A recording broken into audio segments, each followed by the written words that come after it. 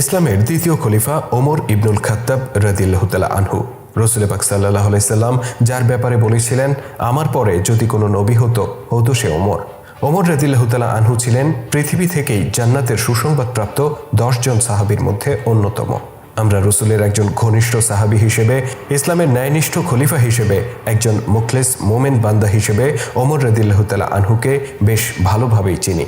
তার ইসলাম গ্রহণের ঘটনা যতবার শুনি ততবারই শিউরে ওঠে আমাদের শরীর। তার ইসলাম গ্রহণ ছিল মুসলিমদের জন্য বিজয়, তার হিজরত ছিল মুসলিমদের জন্য সাহায্য, তার খেলাফত ছিল মুসলিমদের জন্য রহমত। কিন্তু ইসলাম গ্রহণের আগে কেমন ছিলেন ওমর, এ ব্যাপারে আমরা অনেকেই জানি না। ইসলাম গ্রহণের পর যে ওমর রাদিয়াল্লাহু তাআলা আনহু কাফেরদের জন্য ত্রাস হিসেবে আবির্ভূত হয়েছিলেন, কাফের থাকা অবস্থায় সেই ওমর কেমন ছিলেন তা নিয়েই আলোচনা করব ইসলামিক ভিডিও বাংলার আজকের পর্বে। ভিডিওর শেষ পর্যন্ত থাকুন আমাদের সাথে।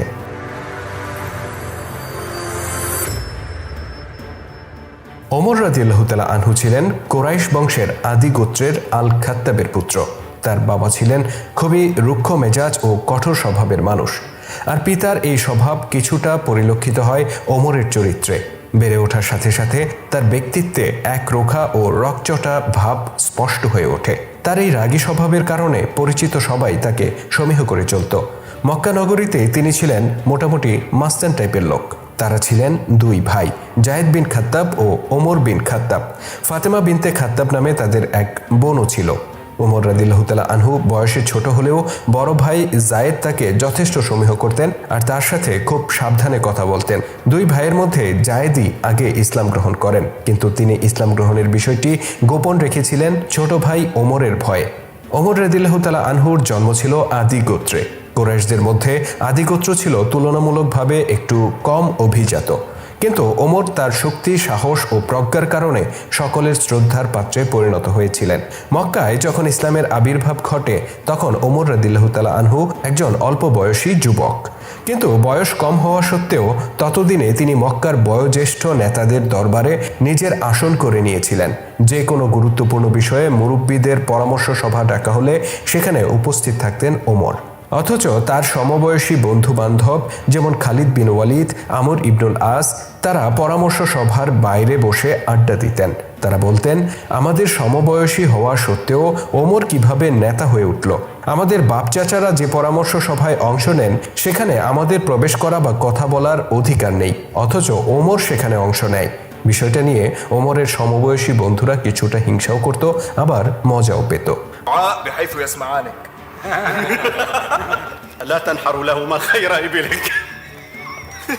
মক্কায় মুসলিমদের সংখ্যা যখন বাড়তে লাগলো তখন কুরাইশদের জরুরি সভা ডাকা হলো। আবু জাহেলের অবস্থা তখন খুবই খারাপ। সে পাগলা কুকুরের মতো আচরণ শুরু করে। সে প্রস্তাব দেয় ইসলাম গ্রহণকারীদেরকে ধরে ধরে প্রহার করতে হবে, যেন নির্যাতনের ভয়ে মানুষ ইসলাম ত্যাগ করে এবং নতুন করে কেউ ইসলাম গ্রহণ না করে। ওমর সেখানে উপস্থিত ছিলেন। তিনি বলেন, যার যার গোত্রে যারা ইসলাম গ্রহণ করেছে সেই গোত্রের লোকেরাই তাদেরকে প্রহার করবে। এক গোত্রের লোক আরেক গোত্রের কারো গায়ে হাত দিলে এটা নিয়ে গোত্রগুলোর মধ্যে যুদ্ধ লেগে যেতে পারে। আরবদের তৎকালীন গোত্রপ্রীতি বিবেচনায় এটা ছিল অত্যন্ত দূরদর্শী একটি পরামর্শ। ওমর ছিলেন অত্যন্ত স্পষ্টবাদী একজন মানুষ, তার মধ্যে কোনো লুকোচুরি ছিল না। তিনি পরামর্শ সভায় যে পরামর্শ দিয়েছেন নিজে সেটা সবার আগে কার্যকর করেন। নিজের গোত্রের যে লোকেরা ইসলাম গ্রহণ করেছিল ওমর তাদেরকে জনসম্মুখে বেঁধে চাবুক পেটা করেন। তার দেখা দেখি অন্য গোত্রের গোত্রপতি ও প্রভাবশালীরাও নিজ নিজ গোত্রে ইসলাম গ্রহণকারীদের উপর চড়াও হয়, আর আবু জাহেল পেয়ে যায় ইমানদার ব্যক্তিদের উপর নির্মম নির্যাতনের মওকা। তবে আবু জাহেল ও ওমর দুজনেই ইসলামের বিরোধিতা করলেও ব্যক্তিত্ব ও আচরণগত দিক থেকে তারা ছিলেন সম্পূর্ণ আলাদা মানুষ। আবু জাহেল রাসূলের বিরোধিতা করত হিংসা আর অহংকারের বশবর্তী হয়ে। সে মুহাম্মদ সাল্লাল্লাহু আলাইহি সাল্লাম ও ইসলামের আবির্ভাবকে মক্কায় নিজের নেতৃত্বের জন্য হুমকি হিসেবে নিয়েছিল। ইমানদার ব্যক্তিদের প্রতি তার আচরণ ছিল পশুর চেয়েও জঘন্য। তার নির্মম নির্যাতনে শহীদ হয়েছিলেন ইসলামের প্রথম শহীদ সুমাইয়া রাদিয়াল্লাহু তাআলা আনহা ও তার স্বামী ইয়াসির রাদিয়াল্লাহু তাআলা আনহু। কিন্তু ওমর কখনোই হিংসা বা অহংকারের বশবর্তী হয়ে মুহাম্মদ সাল্লাল্লাহু আলাইহি সাল্লাম এর বিরোধিতায় অবতীর্ণ হননি, কিংবা সাহাবীদের প্রতি পশুর মতো আচরণও করেননি। তিনি মনে করতেন মুহাম্মদ সাল্লাল্লাহু আলাইহি সাল্লাম এর কারণে মক্কার লোকেরা দুটি ভাগে বিভক্ত হয়ে পড়ছে, তারা নিজেদের মধ্যে সংঘাত ও সংঘর্ষে জড়িয়ে পড়ছে। তাই তিনি চেয়েছিলেন এই বিভাজন বন্ধ করে মক্কার ঐক্যকে সুসংহত রাখতে, আর সেই ভাবনা থেকেই তিনি নতুন ধর্ম প্রচারের বিরোধিতা করেছিলেন।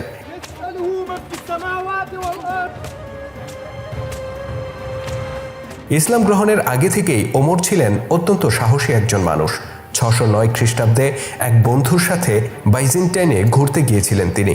বাইজেন্টাইন তথা রোমানরা ছিল তৎকালীন পৃথিবীর অন্যতম সমৃদ্ধ ও শক্তিশালী জাতি। অন্যদিকে আরবরা ছিল সবচেয়ে পিছিয়ে থাকা একটি হতদরিদ্র জাতি।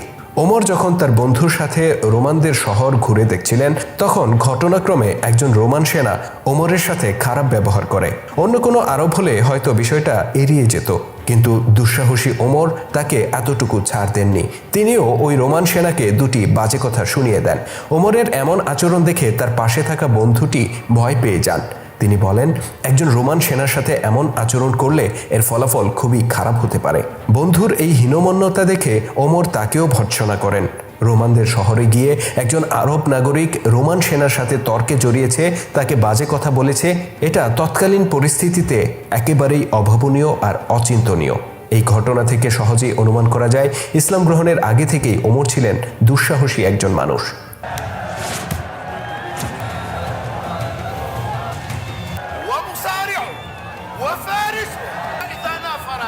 কোরাইশদের প্রচণ্ড বিরোধিতা ও অত্যাচারের কারণে যখন সাহাবীদের প্রাণ ওষ্ঠাগত, তখন রসুল সাল্লাল্লাহু আলাইহি সাল্লাম আল্লাহ পাকের দরবারে ফরিয়াদ করেন যেন আবু জাহেল ও ওমর এই দুইজনের একজনকে তিনি হেদায়েত দান করেন, কেননা তারা দুজনেই ছিলেন কোরাইশ কাফিরদের মধ্যে সবচেয়ে প্রভাবশালী। রসুলের এই দোয়ার কিছুদিন পরের ঘটনা। আবু জাহেল মক্কার রাস্তা ধরে হেঁটে যাচ্ছিল। পথে একজন দরিদ্র সাহাবীর সাথে তার দেখা হলে আবু জাহেল তাকে প্রহার করে রাস্তার পাশে ফেলে দেয়। খানিক বাদেই সেখানে উপস্থিত হন ওমর, আর তিনি ওই সাহাবীর প্রতি সাহায্যের হাত বাড়িয়ে দেন। ওই সাহাবী তখন বলেন, আবু জাহেল অপেক্ষা আপনি কত ভালো মানুষ, নিশ্চয়ই রসুলের দোয়া আল্লাহ কবুল করবেন আর আপনাকে ইসলামের ছায়াতলে নিয়ে আসবেন। এই ঘটনার মধ্য দিয়েই প্রথমবারের মতো ওমর জানতে পারেন ইসলামের নবী তার জন্য আল্লাহর দরবারে দোয়া করেছেন, আর প্রথমবারের মতো তিনি ইসলামের প্রতি খানিকটা সহানুভূতি ও আকর্ষণ অনুভব করেন। তবে এই আকর্ষণ বেশি দিন স্থায়ী হয়নি। এর কিছুদিন বাদেই মক্কায় মুসলিম ও অমুসলিমদের মধ্যে বিরোধ বড় আকার ধারণ করে। ওমর তখন চিন্তা করেন যে মুহাম্মদ এর কারণেই আজকে আমাদের এই অবস্থা, আমি এখনই তাকে হত্যা করব, নাউজুবিল্লাহ। অতঃপর তিনি নিজের ঘরে যান আর উন্মুক্ত তলোয়ার নিয়ে রওনা হয়ে যান রসুল সাল্লাল্লাহু আলাইহি সাল্লামকে হত্যা করার উদ্দেশ্যে। শ্রোতা দর্শক, মজার বিষয় হচ্ছে এর কিছুক্ষণ বাদেই তিনি এই একই তলোয়ার রসুল সাল্লাল্লাহু আলাইহি সাল্লাম এর পায়ের কাছে সমর্পণ করে বলেন, ইয়া রাসূলুল্লাহ, আমি আপনার প্রতি ঈমান আনলাম। কিভাবে সম্ভব হয়েছিল এই অবিশ্বাস্য ঘটনা? যে ওমর তলোয়ার হাতে বের হয়েছেন রসুলকে হত্যা করতে, সেই ওমর কিনা রসুলের পায়ের কাছে তার তলোয়ার সমর্পণ করলেন। সম্পূর্ণ ঘটনাটি আমরা তুলে ধরেছি এন্ড স্ক্রিনে দেয়া ভিডিওটিতে। আপনি যদি ভিডিওটি দেখে না থাকেন তাহলে এন্ড স্ক্রিন বা ডেসক্রিপশনে দেয়া লিঙ্কে ক্লিক করে ভিডিওটি দেখে আসার অনুরোধ রইল। ইসলামের ইতিহাস ঐতিহ্যের উপর এরকম ভিডিও নিয়মিত পেতে সাবস্ক্রাইব করুন আমাদের চ্যানেলে এবং ক্লিক করুন পাশে থাকা বেল আইকনে। আর আজকের ভিডিওটি কেমন ছিল কমেন্ট করে জানাতে ভুলবেন না। যদি ভালো লেগে থাকে তাহলে অবশ্যই লাইক ও শেয়ার করে ছড়িয়ে দেওয়ার অনুরোধ রইল। আল্লাহ হাফেজ।